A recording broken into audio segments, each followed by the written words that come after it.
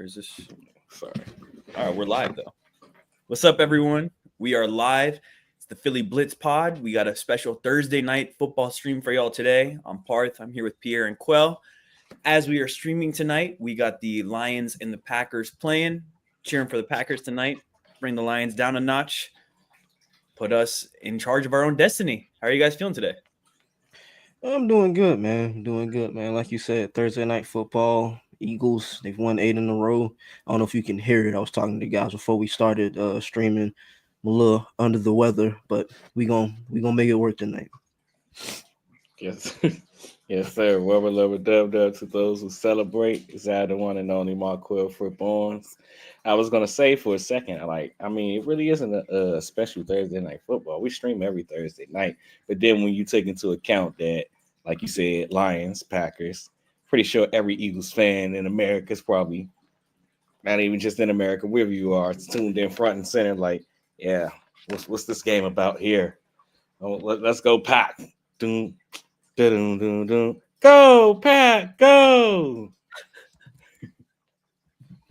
I don't know if I'm going that far. I'm happy for the Packers. Y'all seen a picture of the Eagles fan, the dude with the Philadelphia cheese thing on his head? Yeah. The cream cheese head. Yeah, that one's funny. That's a classic. Yeah, I mean, also Amazon Prime, so you can do the X-ray. That thing's cool, bro. That is definitely a nice part about Amazon Prime. It's annoying that it's on Prime, but hey, give us that at least.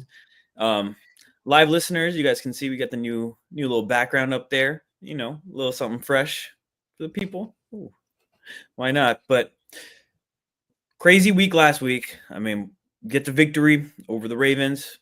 That was like this big game we're always looking forward to. And now, I mean, this game. Wait. Side note, that was a crazy freeze face from Quell, bro.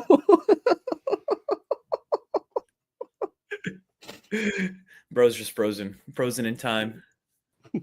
I got kicked for it. He's back. But yeah, so I mean, last week we had this super juiced up matchup against the Ravens. You got, these two quarterbacks who've only lost to teams from the other conference only once in their career. These two running backs who just got paid. And tons of storylines. And at the beginning of the season, you probably looked at this week and were like, all right, like whatever. It's probably not going to be too much. Like a little slight week in between two AFC North opponents, something like that. But hey, I mean, in the last couple of weeks, the Panthers are pretty good. I mean, Bryce Young is starting to look like the number one overall pick that he was, and it's, maybe that benching did give him like a little bit of time to reset because it saved his career. It looks like he's playing loose, man. Like it looks like he feels comfortable. Like the beginning of the season, he just seemed like very skittish, and it was just like you almost felt bad for the guy. It was like that kind of season where it's like, oh man, like this is ugly. But I mean, that performance that he put up against the Chiefs last week or 2 weeks ago. 2 weeks back. 2 weeks ago. I mean, that was last week against the Bucks. Yeah, even last week against the Bucks, and then of course they lose it the most Carolina way possible, like we mentioned. But I mean, he looked like college Bryce Young. How are you guys feeling going into this week? Yeah, so that's kind of similar to the way I have it in my notes. Like, just to start the season, speaking on Bryce, he just seemed to be like thinking too much, trying to do too much. And I get it. You know what I'm saying? It's a new system, new coach, new season, trying to press a little bit after you went 2-15 as a starter your rookie year. And it just seemed like it never really materialized. Like, he never really found his footing. And it's like since he's been reinstalled, he's looked like really good, man. He's calm, poised, like real cool and collected in the pocket. I have his stats here. He's averaged, since he's returned as a starter, 216.4 passing yards per game. That's 60.4 completion percentage, 7 total touchdowns, 3 interceptions, and a 2-3 record. So things are looking up for Bryce, man. Yeah, man. And just to even add on to what you're saying about Bryce, I mean, the one thing that stands out to me is he has 9 big-time throws over the last 2 weeks, which leads the league during that time. I mean, he's only taken 1 sack in the last 3 to 4 games. And most notably, on passes 10-plus yards, he has 467 yards, 3 touchdowns, and an interception. And versus the blitz, he has 360 yards, 2 touchdowns, and no interceptions. So he's looking like a completely different guy in terms of the quarterback that we seen initially, the once promised Prince from Philadelphia. But I mean, I think just having the opportunity to let the pressure off him. I mean, it's a lot different from having the pressure being the number one overall pick, the franchise savior, things of that nature, to you coming in for the presumed starter. I mean, I guess my question next would be, what the hell happened to Andy Dalton? I mean, I know what happened to him, but I mean, what's going on? You all right? They But shadow ban, bro. yeah, he disappeared. But I mean, just from his return, it's a lot different from being the first overall pick, the franchise savior, to now, where I mean, you could just play loose, man. Teams basically out of the play. I don't want to say they're mathematically done. I mean, I think the Giants are the only team mathematically done. But I mean, you presumably out of the playoff race. I mean, you playing with house money at this point, for lack of a better term. So for Bryce, it's just fun to see. Absolutely, man. And you mentioned it. Philadelphia native. He was born in Philadelphia, moved to California when he was really young, but he still got family out here. So it definitely a homecoming of sorts for him. So that stuff is exciting. Would have been a homecoming for Miles, but he's on IR right now, which He's on IR too. But yeah, that's what it looked like. That's what I think. I thought he was just playing bad. No, so I was looking at Fran Duffy's chart that he released, and he had him in red, so that was designated as IR or injured. Yeah, it would have been fun though. Yeah. So speaking of injuries, I can get into the injury report before we kind of preview the game. So for the Panthers, Jadeveon Clowney, he hasn't practiced all week. He's dealing with the knee injury. Caleb Farley, who I guess they claimed, I did not know this, but they claimed him when the Titans cut him earlier this year. Virginia He's Tech, been limited. Yeah, he was the receiver corner. Yeah, he's been limited all week with a shoulder. Josie Jewell, linebacker that they paid a lot of money to in the offseason, he was limited on Wednesday. He didn't practice today. He's dealing with the hamstring. Jatavion Sanders, rookie tight end out of Texas, he's been limited all week with a neck injury. Other outside linebacker they signed in free agency this year, DJ Wanham, he's been limited all week with the knee. Wide receiver Jalen Coker, he practiced on Wednesday, but then he was limited today. He's dealing with a quadriceps injury. Safety Nick Scott, he's been full practice all week. He's dealing with the hamstring. And tackle Taylor Morton, it says non-injury related rest, and he hasn't practiced all week. For the Eagles, Saquon Barkley, rest. He had a rest day on Wednesday. Practice full today. Devontae Smith, he returned to practice this week. He's been full go all week. Mekhi Becton, he was limited on Wednesday, but he practiced today. Reed Blankenship, Sidney Brown, Dallas Goedert, they all have not practiced all week.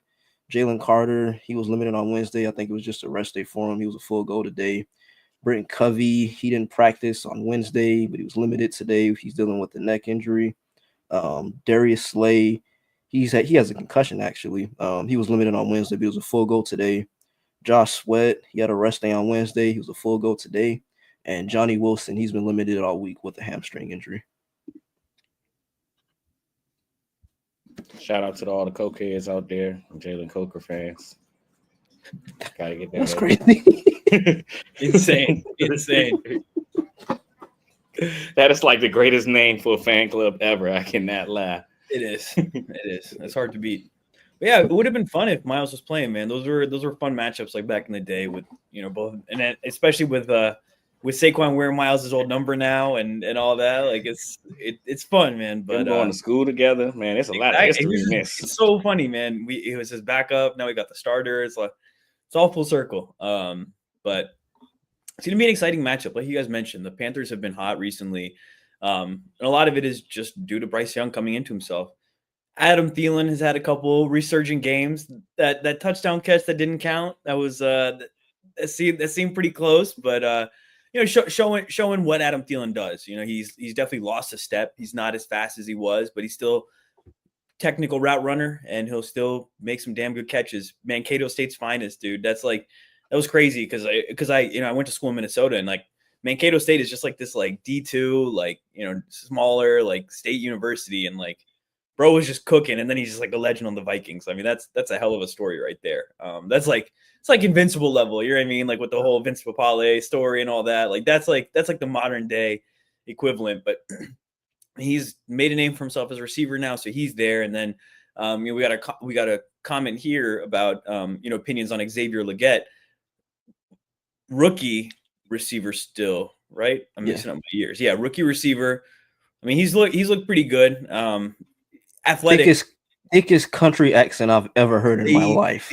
Brother. I mean, when they had him talking to that British reporter, I felt genuinely bad for him. He had no idea what was just said to him. He sounds like brother. he sounds like Boom Hour from King of the Hill. You're muted. Oh, you're on mute, bro. Nah, man, that's Forrest Gump. I was told to run deep and catch the ball. That's essentially what he just says. But I mean, he's a powerful runner when he has the ball in his hands. He's just like he's a strong receiver, but still inconsistent with his hands, and that was part of the issue with him coming out of college. But he's pretty good too. I think, especially with. I mean, it'll depend, right? What did we say with Slay? I mean, he was concussed, but he was full participant on Thursday. Full go today. Yeah. So I mean, we should have the both of our corners back, but this week, as of note, Avonte Maddox was working out with the safeties because, like you mentioned, Sidney Brown and Reed Blankenship are both out. So we have Tristan McCullough. I keep wanting to say CJ, bro. I can't help it. I literally can't help it. I have to like pause and He's a tell bucket. What can you say? Exactly. Bucket. What can you say? Exactly. He's just a bucket on the field, man. But we'll probably be starting him and CJ, and then probably have Avonte rotating in as a third safety. I'm curious about what that means for dime. Will we be running dime as much? Will we kind of stay away from it? I wonder what all these injuries, especially in the secondary, are going to do. Because this also just kind of leads me to something that I was thinking about this week, and it's so weird, given where my two football teams have kind of been in the last couple of years. With like the Gators and the Eagles are both just built from the back to the front, and it's so interesting to watch. I mean, the Gators, in a similar way to the Eagles this year, their pass rush started to come alive when the secondary was all on the same page, and they were able to give the pass rush a little bit more time. And you think about it, so many people often think about it going the opposite way, with like the D line helping the secondary and that being the weaker point in your team. Because I mean, it's probably the harder job playing backwards and covering everybody. But it's just been so interesting to see that with both of these teams, they've just their pass rush, their whole defense has come alive as their secondary has become more of a unit. And it's fun football, dude. I mean, especially like when you grow up in like the Legion of Boom era and all those types of things, and just watching great DB play, to see that on your team, man, like that is such a satisfying, amazing feeling. Like just to see all your DBs playing on a line, knowing exactly where to pass off. Oh, you have a new guy in there. You have your third string safety in there. Oh, it's not going to be like that much of a drop off. You have your third string safety and second string corner in. Like, we're just going to play ball. And it is so fun to watch. So shout out to Vic, man. You got them boys playing, dude. You think back to the days of Nolan Carroll, Kerry Williams, Byron Maxwell, Leotis McKelvin. I want to see how many I can name. Jalen Watkins. Thursday. Don't do this to me. Oh my God! This has been a nice Thursday. Please. But no, you didn't think signing in that era though. It turned out to be good. We signed him as a corner, but Walter Thurman the third. Yeah, Walter Thurman the third. The way he said his name was hilarious because he just said it like super Walter Thurman third. And he had like a smaller face. He say this every time. Every time his name in my head, dog. Every time I say that, Walter Thurman third. I'm like, all right, let's go, Walter. He was nice though, bro. He was nice. I mean, he retired. I think he retired to medical issues. I think he just kind of got tired of it, but he was nice for a couple of years. That was a highlight from those years, man. Yeah, but you think back to the days of those guys, and to see now, present day, what this secondary has become, man, it's like the tide has turned completely. And like for Howie Roseman, like, we've acknowledged it, a ton, just in terms of the draft whiffs that he's had, Sidney Jones, among other guys like that. But just, him, righting his wrongs and, kind of finding his way as far as, talent evaluation of the secondary goes. It's been huge for them. Certainly, man. I mean, particularly given the fact that it's not something that he does. Like the fact that, we joke about the Saquon thing, but the amount that he actually went out his way to revamp this football team with things that were out of his ballpark, for lack of a better term, 100%. this offseason is, I mean, it always reminds me of the Howie Roseman quote. I think of it every offseason, but specifically this one where he states, if you're trying to follow behind the last trend, you're already behind. And it's just like it's on full display with him. Just you can see, look at all the teams at the top of the league. They're all teams that picked up running backs, invested in the position, and you see Philadelphia near them, or you see the impact these young cornerbacks are making. Go ahead, Pierre. It's like zagging while the other teams are zigging, if that makes sense. Yeah, you don't want to be, on the same trends as the rest of the league, because then you're following suit with what everyone else is doing. Yeah, we got caught in that. I mean, we still remember that draft with Quez, John Hightower, and was that Jalen Reagor draft? Yeah, but there was one more. There was one more late round receiver, right? No, that was it. It was just those three. It was just those three. Okay, yeah. Yeah, so I mean, and that's just because the Chiefs got Tyreek Hill. Look at how fast they are. They can take the top off of defense. Like that's what we need to do. But like you said, Quell, he did things that probably made Howie Roseman uncomfortable. The things that like Howie Roseman was like, ugh, am I sure I want to do this? Like take 2 DBs in the first 2 rounds, even though there's perfectly good D linemen here. Like should sign a running back when I could sign somebody else, and to his credit, I mean, it's worked out. It's been incredible. And it's done better than work out. I mean, the history of paying running backs and drafting 2 corners in the first 2 rounds and expecting them to play at this level in their first year, it's unheard of. This doesn't happen. The way that these I think that goes into the conversation of, that being the exact reason why he diverted from his usual, philosophy. Like the type of player that Saquon is, the type of player that Cooper DeJean is, the type of player that Quinyon Mitchell is, like how talented those 3 guys are, the athleticism, the traits, everything that they can do, that's what made him, shift his philosophy. Quell, you're on mute again, bro.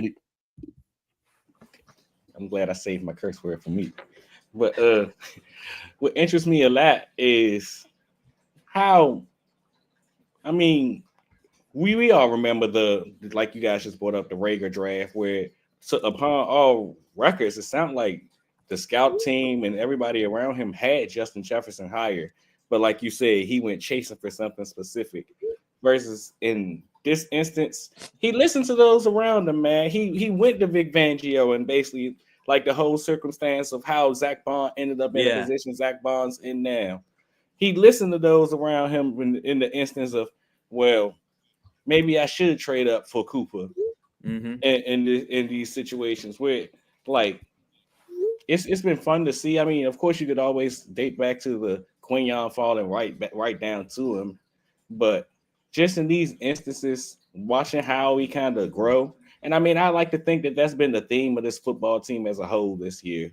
The growth of everyone, the growth of Jalen Hurts as a quarterback, the growth of Nick Sirianni as a coach, the growth of Howie Roseman as, I guess you can call it a roster constructor. No, I think you're totally right, because I think, you know what, actually to just kind of put a bow on it all, I think the word to describe this Eagles team is growth. It's been the growth of Jalen Hurts as a game manager instead of just going for the big play. It's been the growth of Mekhi Becton playing guard. It's been the growth of, like you said, Howie Roseman and Zach Bond. Zach Bond never played linebacker before. I mean, now he's did you guys see the comparison of his season to Luke Kuechly's All-Pro season? Yeah. I did. I've seen it floating around. Boy, I mean, that was crazy. And obviously, like, there's different circumstances and stuff, and the league has changed. But like, I mean, the numbers that he's putting up, and again, like, we're Eagles fans, dude. We have PTSD when it comes to linebackers, and to be having 2 linebackers playing at this high of a level. I mean, last game, Nakobe and Zach played, I mean, with their hair on fire. Just the hits that were being laid on Derrick Henry, those hits don't usually come. I mean, even like, and they were all legal. It wasn't like this was like some BS, like chippy, shoddy stuff. Like, this was like, oh, they got him wrapped up. CJ's coming down the hole and putting his shoulder right into Derrick Henry's chest. And like, we're going to, like, it's the old defensive, like, saying, we're gonna make you feel us. Like, you're gonna have to understand what this is like. And Nick even talked about it in his post game presser and in his presser this week, as far as like the physicality. Like, you know, the talk leading up into the game was the physicality of the Ravens, AFC North, Air Force One, Black Air Force One football, like all of that type of stuff. And Nick rebutted them. He's like, "Nah, they felt us. They gonna have to feel us too. Like, we gonna bring it too." And we said it before the game. Yeah, if you wanna beat the Ravens, you wanna beat the AFC North opponents, they're gonna drag you into their game, play their game better than them, and that's what we did. I mean, Frank Duffy had this breakdown. Last time we ran this play, the play for the touchdown for Saquon was, I mean, it was like week 7 or something like that. I mean, I don't remember the exact week, but in main point being, it's that rare that it's been 4 or 5 weeks since we called that play. They call up tackle power. You got big old Jordan Mailata moving through the hole, and you got Saquon Barkley coming out right behind him. I mean, it was a touchdown, and the last time they ran it, it was a 13-yard gain. But it speaks to the multiplicity of the run game, and that is stout, and that is all these guys. And also growth. What about Cam Jurgens stepping into Jason Kelsey's position? We got Jalen Carter stepping into Fletcher Cox's role. I mean, I'm not gonna lie. I think that's been the most under talked about thing that's happened this season, bro. Like, Cam Jurgens, he's doing as an O-line, right? You don't want people to be talking about you. Like, you go and you do your work, and that's been exactly what it is. You're completely right, because we lost one of the greatest centers of all time, and our run game is still seamless transition. So 2 points. First, I don't know if you guys seen the segment from ESPN this week. I believe it was NFL Live, and they talked about what makes the Eagles offensive line so special. And what was pointed out was how they are probably the only team in the league where all 5 guys have been or can be utilized on the move. And they showed, like you said, about the play with Jordan Mailata on the move. And they went one by one of showing the Eagles offensive line, pulling these offensive linemen all across the board on different run plays. And it's fun to watch how that god dang Jeff Stoutland's just so good, man. So we say it all the time, but dang, he's just so good, man. But even outside from that, man, just how I was asked I seen on Twitter, someone asked this week how did the Eagles lose Jason Kelsey and the offensive line specifically got better? And one thing that stood out to me is I think they just are bigger. No disrespect to Kelsey in general, but you just think back to when the Eagles won that Super Bowl and what the offensive line looked like from Brandon Brooks, Jordan. I mean, of course, Jason Peters, Isaac Seumalo, Kelsey, and Lane. Believe Vitae is huge too. They were about, when I did the math, I believe they were about 1,500 pounds, a little more than 1,500. That's so crazy. That's a lot of meat. That's a crazy statement, Parth. Of course he froze right there. That was supposed to be like, and then we move on, but he froze there. So let's linger on that one for a second.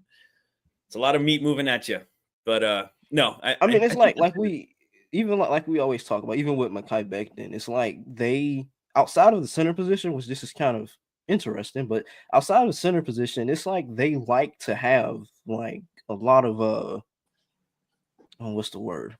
Huge dudes that tackle, guard, like they want like massive, 6'8" guards. They want 6'8" guards. Like that's like they want tackle-sized guards.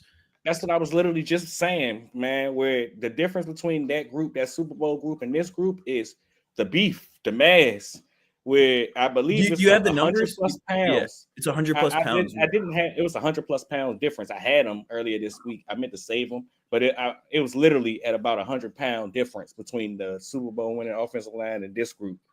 And I mean, it's not surprising you going from Jason Peters, legend, but going from Jason Peters to Jordan Mailata, and then going from Isaac Seumalo to Landon Dickerson. Like, these are big people. We joked about the left side of the offensive line a couple years ago, but now it's literally the entire group. And even at center. Yeah, it literally is. It literally, Cam after that, I'm like, Jurgens, yeah. exactly. But even at center, when you look at Cam Jurgens, and we joke about how he's still able to do the things that Kelsey was doing, that's why Kelsey loved him so much, because he's like, he could do what I'm doing, but he's a bigger body. Like this is what the league is trending to, and these are the kind of guys you need. Mm-hmm. Absolutely. I think that's a great point.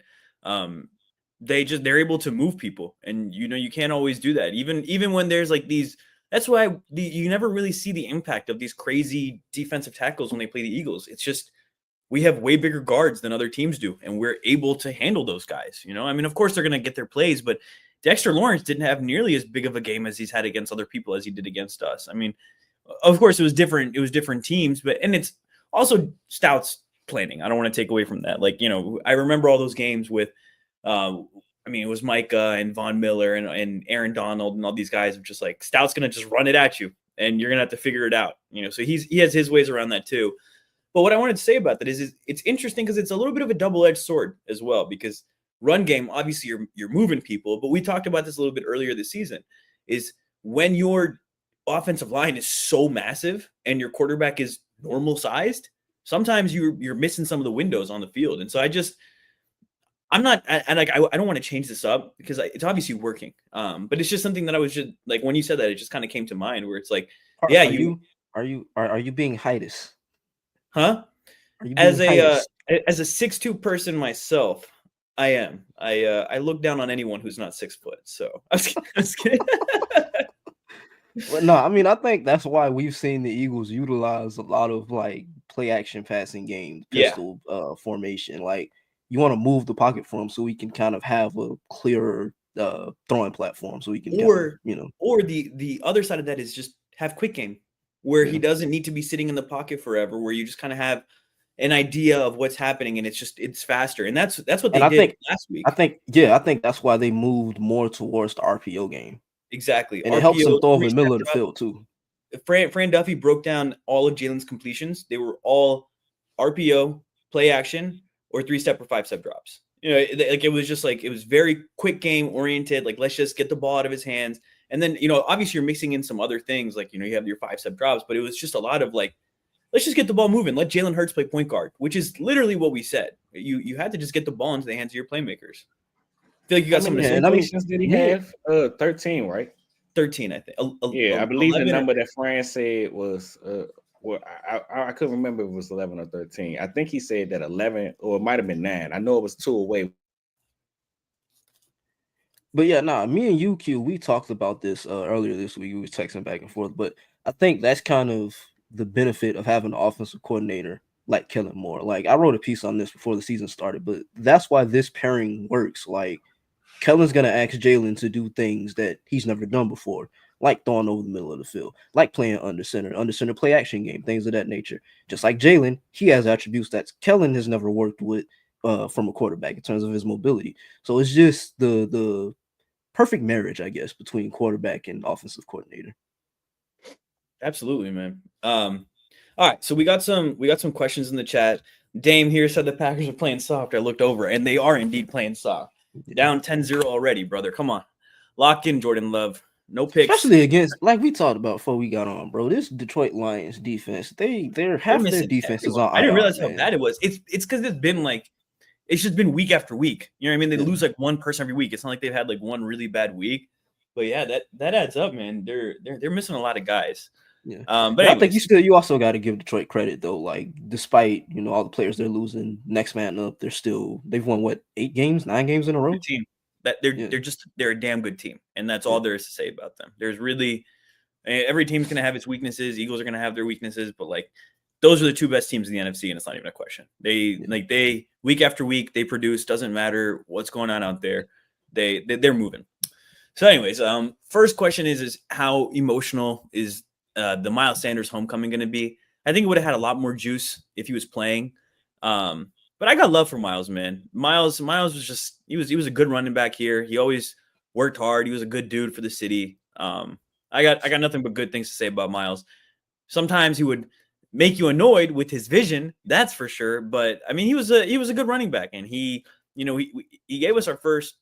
No, he was like 3 yards away from the 1,000 yards. So then Saquon. No, I think he hit 1,000 yards in 22, yeah. 2022, right? Okay, yeah. I was trying to remember for sure. Okay. I could have sworn it was like all-purpose or something, though. I don't know. But yeah, man. Regardless, I mean, I'll remember Miles fondly, man. Like as 100%. long as he didn't try and get out of character, try and do too much, which he kind of did at times. But for the running back of the player that he was a good guy, man. Good guy. Exactly. Second round pick. And he got paid. And he got paid in Carolina. And he got paid. I I'm always happy love to for him, see brother. that. Yeah. Collect those checks. You know what I mean? Like that's it's the Panthers' money, not mine. David Tepper's money. It's Tepper's money. It's that Tepper money. All right. So the next question. That guy not blinking. I think he's talking about you. Yeah. I think he's frozen. All right. So next question. Nah, I said they just invested the whole lot of money in the running back position. They paid Miles, they paid Chuba like 2 weeks ago. They used a second round pick on Brooks. I'm not quite sure exactly what's going on. That's Dave Cannella's offense, man. He wants to run the ball. That's a lot of money to add up to. It is a lot of money, man. Right? That's a lot of running backs to pay. Well, we'll let them figure it out. All right. All right. Let's do this question. I think this is a good one. So I see Quinyon and Coop both on the defensive rookie of the year list. Is it a lock for Quinyon so far? So just to give you guys the odds, right now, unfortunately, Jared Verse is in the lead, minus 125. Quinyon is plus 150. Braden Fisk is plus 650. And then Cooper DeJean is plus 1,200. That's ridiculous, dude. I mean, shout out to the Rams and the Eagles, bro. Like, both of your rookies are on the list for defensive rookie of the year. That is insane, dude. That is actually crazy. I think I said this a couple weeks ago when we played them, but it's hilarious because these was the same two teams where they were pushing for rookie of the year last year with Kobe Turner and Jalen Carter. So, I mean, for less need to be the F them picks guy, he sure utilizes them picks. And it's funny because they also had just like him and Howie just kind of had some like subpar drafts in the middle there for a second, and now they're back on their game, man. They're definitely drafting at the highest of levels. But to answer the question, I wish it was a lock for Quinyon. I mean, the way he's been playing, the guy hasn't let up a touchdown this year. That doesn't happen, especially playing corner the way he does. And we've seen the effect he has in games in real time. They'll start off trying to throw to him, and then you'll see them motioning receivers away from Quinyon. And that's just a sign of respect, man. And to be getting that as a rookie is special. Unfortunately, he just hasn't come down with enough interceptions. And that's really what it's going to come down to. You need to be able to turn the ball over, change the game like that. And it's a lot easier at edge to get sacks and things like that. But at corner, unfair or not, I mean, you got to get your hand on the ball a couple times. Yeah, that's the main caveat holding him back from being the unquestioned favorite, because I don't think it's a stretch to say he's been, like, as far as like play on the field, Quinyon Mitchell has been the best defensive rookie in the NFL. But it's just the ball production, man. Ball production. He's got to come down. And he's got 7 weeks? Is it 6 weeks left in the season? Yeah. He's got some time. He's got some time against some, for lack of a better term, subpar opponents. So if he's gonna, stake his claim for it, it's gonna be over these next handful of weeks. Yeah. I don't know, man. I mean, it's fun to talk about, it's fun to think about.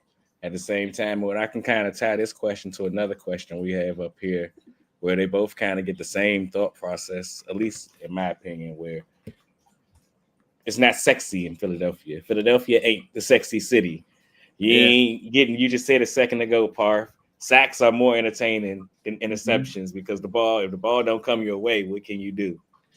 In a position of Jalen Hurts' instance, I mean, if you just a cog instead of the cog to making the machine run, how can we give you the respect that you arguably deserve? Or as I mentioned on Twitter earlier this week, where the media clearly hates Nick Sirianni. If the Eagles, like in a situation where if the Eagles were to, like, let's just say not lose a game for the rest of the season, go on a run where they have won, what would that have been, 15 games in a row? How could you legitimately not, after what happened last year, not give him coach of the year? But he's not even an option at the moment, even with the team is doing right now. So like, it's just not fun here. You better enjoy your play on the field and maybe the trophies that come with it, but in terms of the media love or the awards that you would look for, it's kind of why Carson didn't win MVP his year. I mean, Russell Wilson didn't pass him until the absolute final play of the final game of the season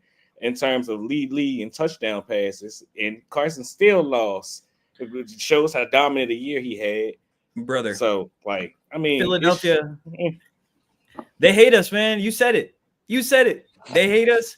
It's not sexy. We win, and that's what it's going to be. The last MVP winner from Philadelphia, you guys know who it is?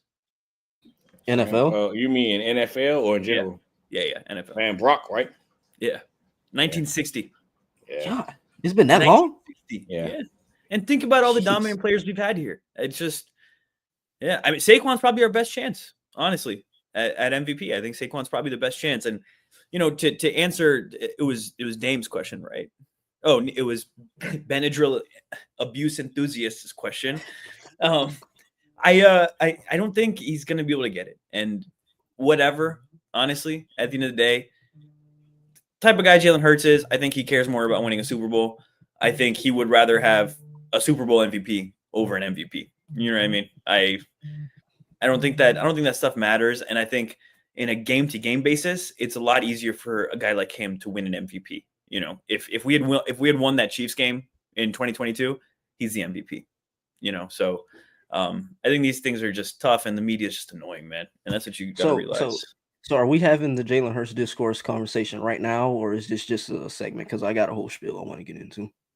How many Jalen Hurts discourses can we get, man? Oh my God! I mean, hey, man, he's like I told you earlier this week, bro. I think he's the most polar. He might be the most. I'm not gonna say the most, but he's one of the most polarizing players in the NFL, man. Whenever his name is brought up, it's like the two sides. It's either one side or the other. There's no middle ground. That's Bama quarterbacks. Yeah, because the only other guy I can think about like that is Tua. People are either all in on Tua, like he can't play football. He needs to retire. So, like send him to the home. I mean, no, it's just frustrating, man. Like it's frustrating as an Eagles fan and just as a fan of football in general. Like the fact that like the goalposts they keep moving, like the standards. Every time someone says that he can't do something and then he does it, the standards change. Like he's held to astronomically different like standards from quarterbacks that are his age or from his draft class, and I don't understand why. Like even like on Twitter this week, like people, how can you hold it against him? Like we talked about last episode, how can you hold it against him? The fact that Howie Roseman does his job better than a lot of the other quarterbacks, GMs that he's compared to. How can you hold that against Jalen Hurts? I mean, that's just a part of the process, I'm not going to hold it against him, but your expectations are automatically going to be higher. Like it's just that's how it's going to be. Once you have those weapons, like people are just going to be like, "Oh, well, you have them, you should be winning." And we can, whether that's fair or not, is a different discussion. But that's the fact of the matter. Like if you have talented players, you should win the games, right? And that's the issue with Jalen. Now, of course, there's people wanting to confirm their old biases and confirmation bias and all those types of things. That cannot be discounted from this conversation. But when you do have the Monstars on offense, like you better win those games, bro. Like you got this dominant O-line. You have everybody. And again, it's tough to have this conversation because it sounds like I'm taking away from Jalen right now. But I'm not, because this offense also doesn't work as efficiently without Jalen Hurts. You know, it's not going to look the same without Jalen Hurts and what he brings to the team. I mean, Emmanuel Acho was talking smack about everything on his little breakdown, brother, but it's pretty clear from watching that he's making Saquon's life a hell of a lot easier because people had to play him. You can make that argument for everything. Wait. And it's like going back to Acho, and I didn't want to say his name, but we since you've already said it, we can say he's it. A clown, right? Dude, whatever. The dude said Jalen Hurts and the Eagles are elite at this RPO scheme. How is it a bad thing? The dude is executing the offense the right. Like, how are you holding that against him? That doesn't make sense. Dude, he was on a Chip Kelly team. See, conversations like this, I guess the best thing I could say is welcome to my world. Because this is literally what I go through. Was this the epitome of what everything is come draft season? I mean, we had this funny conversation about why the hell would San Francisco trade all in draft picks to invest in Mac Jones? And the fact that we were even having a conversation about Mac Jones being the second overall pick in the first place, not even just in hindsight, but in the first place, is hilarious. But that's what happens when you surround a player with 5-star talent all across the board. It elevates just the same way that you elevate, or we would hope that you elevate them. They elevate you. We'd be lying if we said A.J. Brown didn't elevate Jalen Hurts. We'd be lying if we said Saquon Barkley didn't elevate Jalen Hurts. That is true. But see, the problem with that is that's happening across the board. You can make that same argument that you'd be lying if you said that Jamar Chase didn't elevate Joe Burrow. Joe Burrow helps Jamar Chase too, yeah. Or the same argument with Lamar Jackson and Derrick Henry, where Lamar Jackson's having a spectacular season. But you don't think all this is possible because Derrick Henry's back there and you teams literally you can't pick. You're going to have to play defense like we did, where you either sitting 6 in the box, 5 in the box, and saying, beat our cornerbacks. And everybody don't have the personnel to do that. So you either have to bank on stopping Lamar or bank on stopping Derrick. They help each other. It happens across the league. Now, for some reason, Jalen Hurts is the only quarterback that gets criticized for it. But, I mean, the criticism in itself is rightful.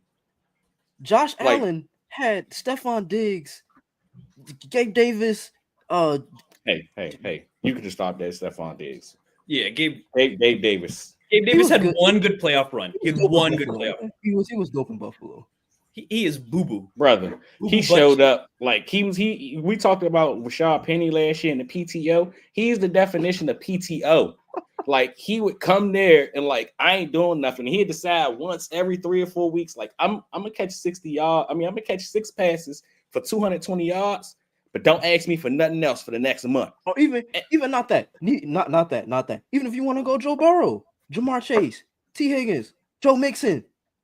But Jalen Hurts is the only guy who people want to rag on because he has elite weapons around him. I mean, but like I told you last week, Jalen Hurts is the only guy who has everything. Like this is like a college football. When we talk about these college football teams and why Oregon should beat Tulsa is because Oregon is a team full of 5 stars and Tulsa's they got good players. Don't get me wrong, but they ain't you. Like we have a team full of a great offensive line, great running back, great play calling. That's the cherry on top right there. Great defense, great receivers. I don't want to say he's supposed to do this. I think what's been lost in this conversation is, yeah, he's supposed to do this, but not everybody. It's the same conversation with what should have been happening last year with Brock Purdy. He's doing what he was supposed to do, but not everybody can operate what's being done here efficiently. It's the game on right now. The game on right now too. Jared Goff. It's the same. It's the same thing.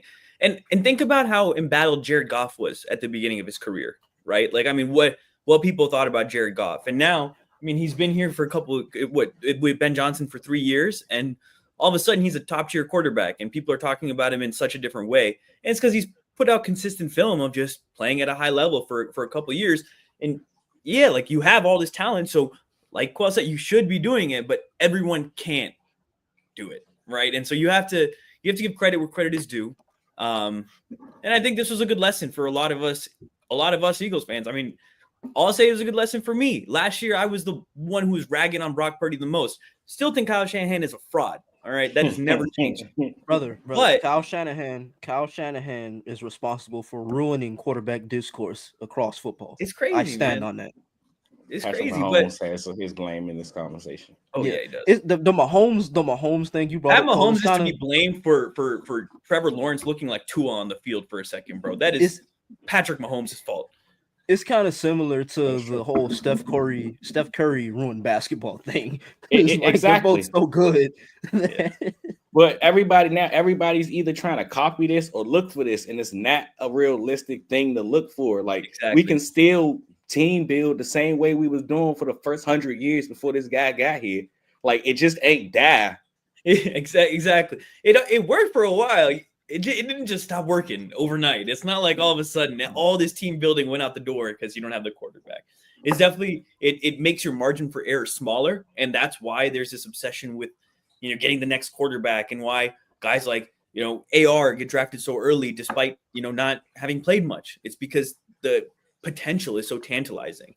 But yeah, the quarterback discourse is just in a weird place, man. But whatever, dude. I have come to respect the game manager a lot more. But the game manager who also can take the game in their hands. Because I think there is a difference between quarterbacks like Jalen and a quarterback like Kirk Cousins in his prime. Yes. Mm-hmm. So I think that's a distinction that should be made. That's the difference between Jalen and most game manager quarterbacks. Like I think I don't remember if I was texting you, Quell, or if I sent it in the chat, but like that's Jalen's superpower, right? His legs, but also like as he always likes to talk about, as far as being like a triple threat, the arm, the legs, but the cerebral elements of it, right? And again, this goes back to my earlier point when I talked about Kellen Moore, right? Kellen Moore being his offensive coordinator, that's going to help advance and develop that part of his game. That's why Kellen being his offensive coordinator is so important and huge for his development as a quarterback. It's just going to help him, continue to take the next step of his game. So, absolutely, man. This poses the question, what you just said, Pierre. I mean, the Eagles have gone on a hell of a run. We had a conversation early on in the year about whether Nick Sirianni had to make it to a Super Bowl or NFC Championship game, things of the nature. With the way things are trending right now, God forbid, of course, in the event, if they were to lose a game, let's say in the divisional round, and you basically retain everybody, or you have the opportunity to retain everybody, do you think that they still clean house because they haven't made expectation? I think it comes down to, I think I have the same answer as I had last time. It depends on how you lose. If you go out there and you're just absolutely embarrassed, I think it'll be a conversation. But if there's you're in a hard fought game and maybe you lose on a field goal, or God forbid somebody gets injured or something like that, I don't see that. I don't see that being an issue. But if they do just show up there and they just look wholly unprepared, which I don't see that as a possibility given how the season has gone. But if you show up and you look like we did in Tampa last year, it's done. Everything is done. But I also have a hard time believing that can happen. I think you have too much talent, first off, to be at that level. You were also missing AJ Brown that game, but they quit that game. And that's what stood out. And that's why everybody was pissed about it. So as long as it's not a meltdown to that level, I don't think so. But I think the key point there, Quell, that you said is you keep everybody, right? Like if you're able to keep everybody, that's the key. Because Nick has done a good job. We've given Nick his flowers for the improvement he's made, but we also know that Nick is made up of his coordinators, right? He depends on his coordinators a lot, so that part of it will definitely matter. Yeah, like you said, Parth, I find it hard to believe they show up to a playoff game looking how they looked against Tampa Bay in that wild card game last year. Like, even if you want to talk about Kellen Moore and the slow starts on offense, like the Honest NFL account tweeted earlier today, like I think a lot of that is due to them being more focused on collecting data for how defenses present against certain looks or certain formations or certain concepts, right? Versus them just coming out and not being prepared.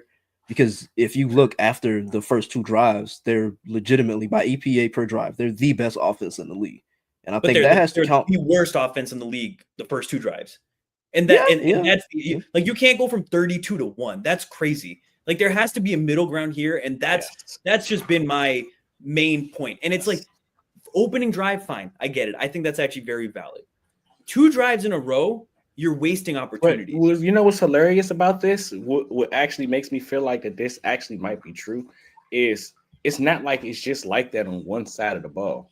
Like even when you look back to the last couple games, like on the Ravens game, on the Rams game, for the first two drives, it looks like, oh shit, what are we doing here? And then all of a sudden they just remembered how to play football, or the other team forgot, one or the other.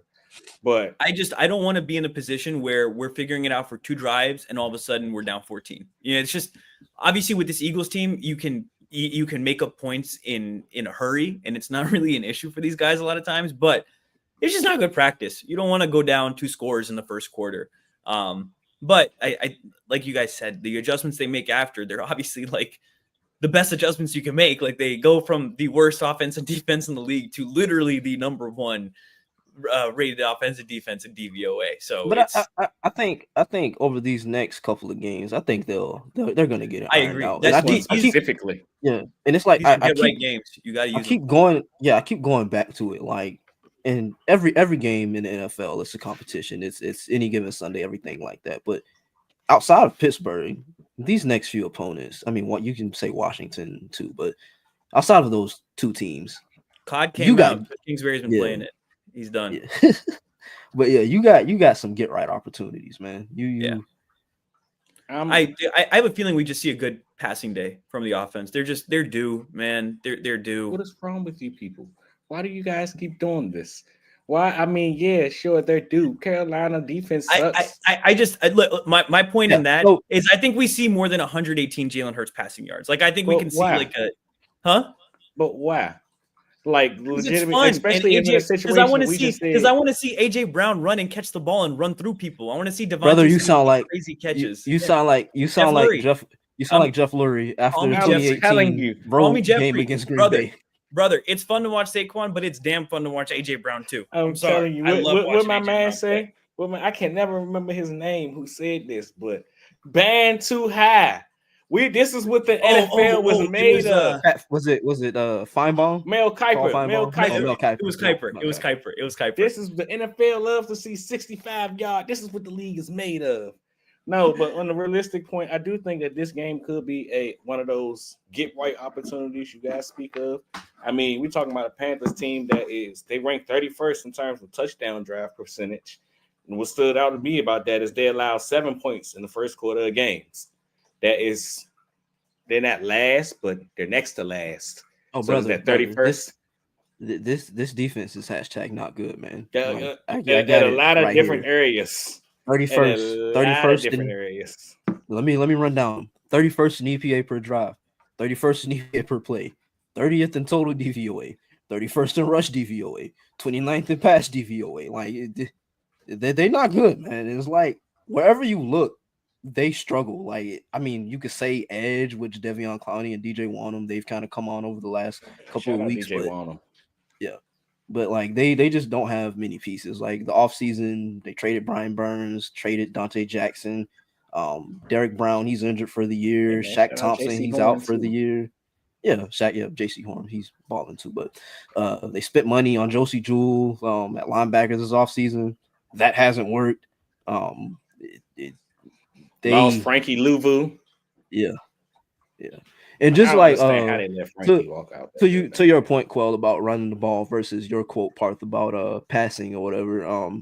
DJ Wanham earlier this week, he had a quote. He's talking about Saquon Barkley. I'm going to read this verbatim. He said, quote, "He's human. We don't look at him like no machine. We gonna come. We gonna hit him. He's getting cooked. We gonna." Oh my god! He said, "Buddy, we're gonna run the hell out of the ball. We gonna bring our feet. We gonna take him to the ground. We gonna see how that worked for you, brother." These guys ranked 30th. I mean, they allow 160 rushing yards per game, 160 and a half. Brother, you were on the field last week when the Buccaneers put up 236 rushing yards. Like, what are we doing? Quell, it's like I don't think you have the facilities for that, big man. Not even a little. They got Quell so fired up he lagged out, dude. Yeah. Not even a little bit. They let Bucky Irvin turn into Brutus Irvin. Like, what are we doing here, man? Brutus Irvin, I respect his heart. I respect his heart, but this ain't what you want, brother. I don't respect the heart. That just sounds stupid. Dude. Like, what? Can you just be realistic for a second? Put down the football tough guy act for a second, buddy. You suck, and he's really good at football. Look, maybe he's taking the Antonio Pierce royal. You know, best team in football versus worst team in football. We hear you. We hear it. They still lost. I mean, but it was close. It was close. Participation trophy. For teams like that, yes. Panthers are actively looking for a participation trophy. That's all they're going to get this year. Give them their participation trophy. Yeah, but no, for the Eagles offense, I don't think it's complicated this week, man. This is the 32nd ranked rush defense in the league. They're presumably getting Devontae Smith back healthy this week. I think it's a game. Run the ball, use play action, take your shots as they come in the flow of the game. I also think it's important to point out you're facing one of those Fangio disciple defenses, as I like to call it, the bastardized version of the Fangio defenses. Again, like we've talked about numerous times throughout this season, these guys, they just don't have access to the proverbial Rolodex of experience and wealth of knowledge that Vic Fangio does. You think they'd be taking notes week by week? So Vic ran this what he did. This is what he did there. Yeah. Okay. Oh, he rolled the safeties this time. Okay, all right. Okay, put that. Okay. Got it. I got it. He'll never get away from me. But not even for that. Again. But for that reason, 67. Yeah. For that reason, I kind of expect Jalen to have success against this defense. Also, to your point, Parth, about the passing offense. And you can take this however you want, but Jalen Hurts in his career against Vic Fangio, again, take this however you want. He's 2-0. I did not know this before researching this, but 2-0, 457 passing yards, 4 touchdowns, 2 interceptions, 76 rushing yards, and a touchdown on the ground. Hey. All that to say, if he can do that against the real thing, what you think he gonna do against this what's the word? Phony? Imitation.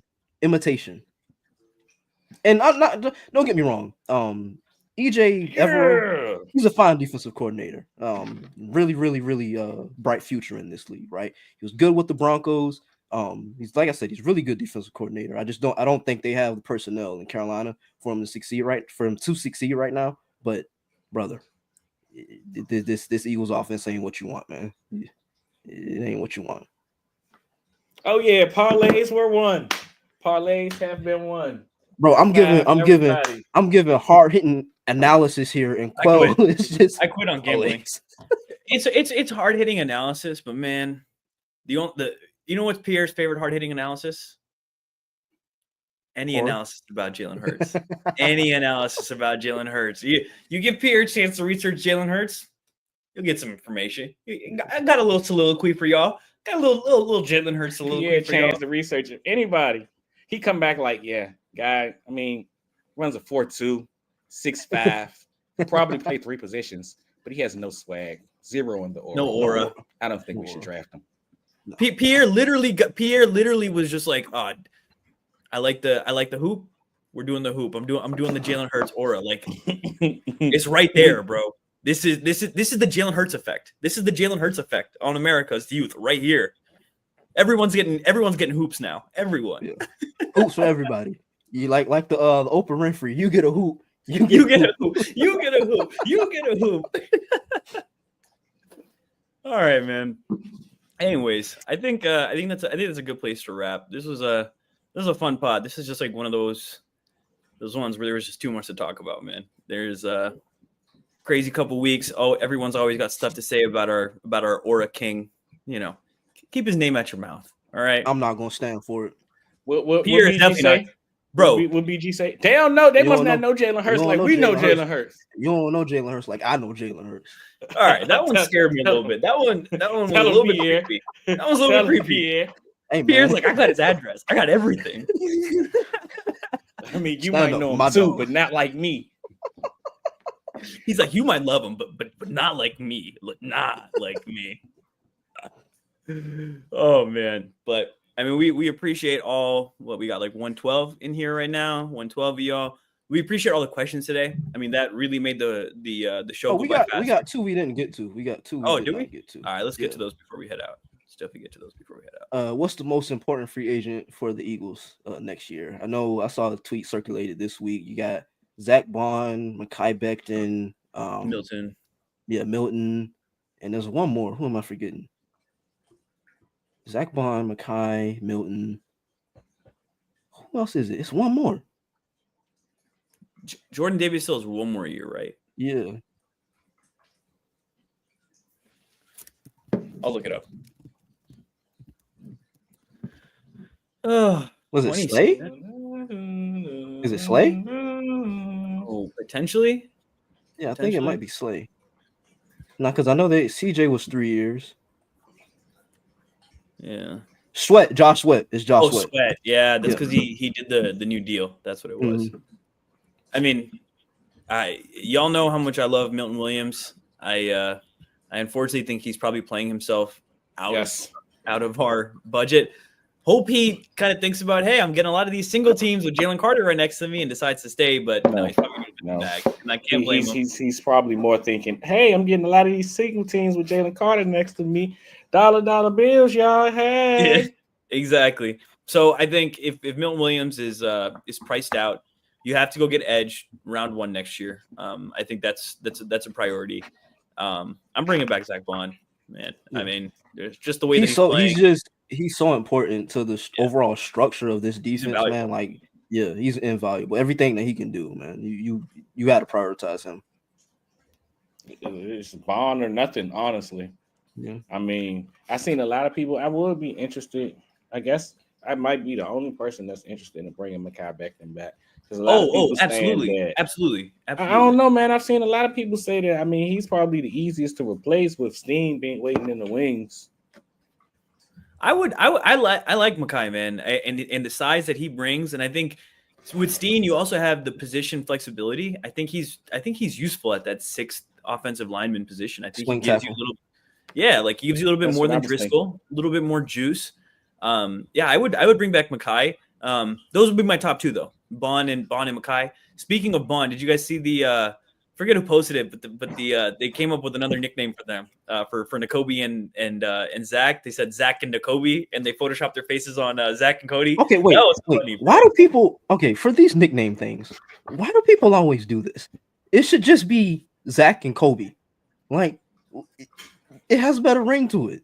I mean, I know his name's Nakobe, but Nakobe, Kobe, same difference. Listen, Quinyanimo, all right? Like we got the nickname police. Right, he's like, it's not Quintanamo. But it's so funny. Pierre is blocked by ML Football, and ML Football is using Quinyanimo, not Quintanamo. He's using Quinyanimo. So you might be blocked, but he's looking at your page. So that's all you need to know. The aggregator. All right, last question. How soon should the Eagles start considering the Lane succession plan? Is he going to retire at the top of his game like Kelsey? Today. Exactly. I mean, go ahead. So brings interesting conversation before we get out of here, right? We just talked about Mekhi Becton, and I know they've played him at right guard primarily this season, but with Jeff Stoutland, and they were cross-training him in training camp. He was a former left tackle. Is he a former left tackle, right? Yeah. Right. So he has experience at tackle, right? He's performed well. Yeah. Okay. He's performed well under Jeff Stoutland this year. We're talking about the Lane Johnson succession plan. Do you guys give any thought to kicking him out to right tackle? Left ain't right though. Yeah, that's true. And I don't. I think he's a good guard, and he likes playing guard. I think that's. And he just didn't have with his pass protection. He's a big guy, but he doesn't anchor well. Yeah, and I think that's tougher to handle at tackle. I just think he's a really good fit at guard. I think he's enjoying being able to not have to basically reach out and go get his opponents. They all operating within the phone booth right now. Mm-hmm. I can see why you would consider that. I'd probably consider Steen more there before I consider Becton. Yeah, but to answer the question. Yeah, but to answer the question, I think they need to, like, if you're talking about a Lane succession plan, you want to start considering that yesterday if you could. Like, in the same way that we took edge that I'm saying we take edge round 1. You got to take it's got to be edge or tackle in the first 2 rounds. Do they have 2 second rounders this year or 2/3? I think it's 2/3 if I'm not mistaken, because I know they traded back with Miami or Buffalo, one of the 2 teams in the 3rd round last year. I don't remember for sure, but I think the first 3 picks in some sort of order are going to be edge, tackle, and tight end. I think those are the positions that we need to refresh the most. And in terms of going to retire at the top of his game like Kelsey, the thing with Lane is that he is a damn good player whenever he can play.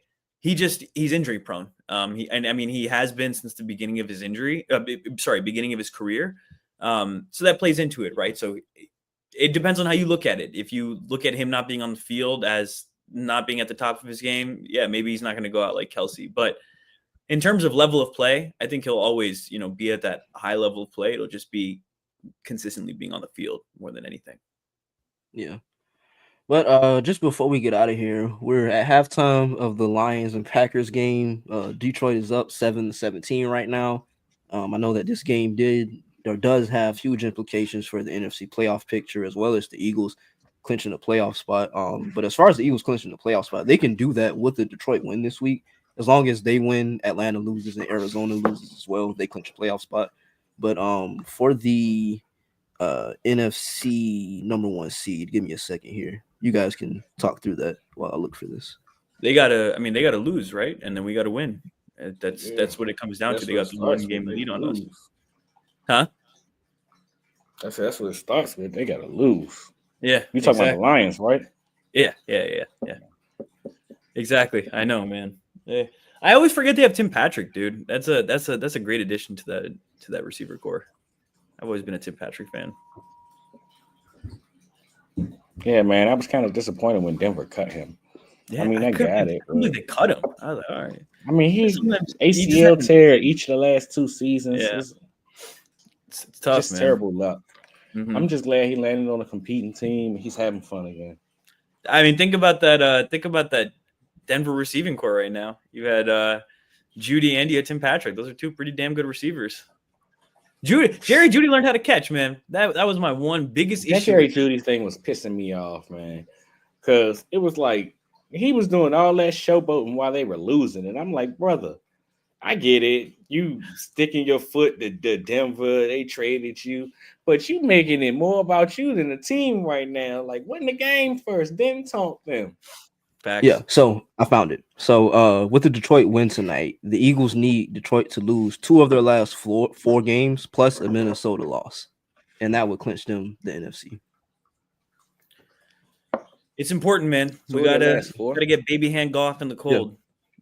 We gotta get baby hand Goff in the cold, man. So that's the priority. But Detroit, over their last 4 games, this is who they play.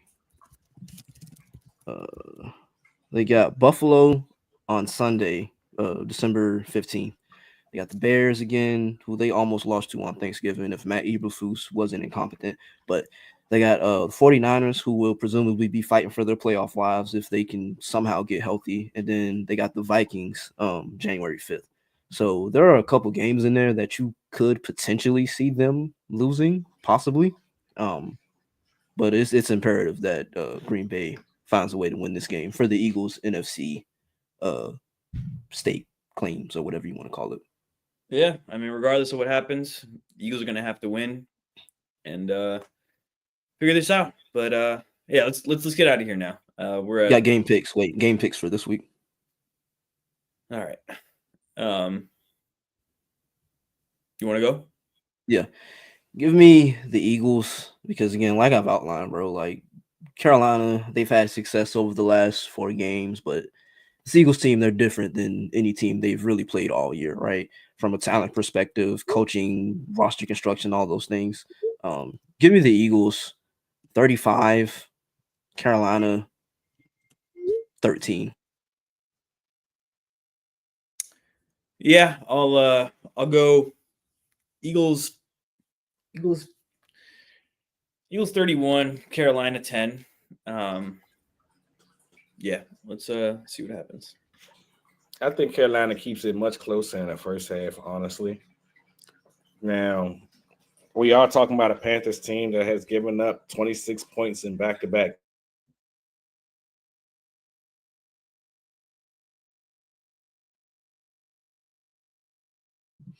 This is live podcasting, just so you're giving us, as he's giving his prediction, he cuts out again.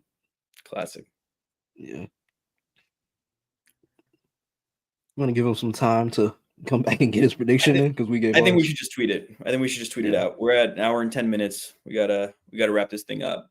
We got 113 today. We appreciate all of you guys who tapped in with us for this Thursday night football stream. We will be back after. We'll be back with a post game on Sunday at some point or Monday. One of those two. and then we'll be back on Thursday for the pod next week to prepare for Steelers. Go Birds, man. Yeah, go Birds. We're gonna release this as a pod tomorrow. So if you're listening, gotta give them a usual spiel as always on whichever podcast streaming platform you listen on. Be sure to leave us a like and a review. Thank you to all 113 of you who tapped into the stream tonight. But yeah, go Birds, everybody. Go Birds.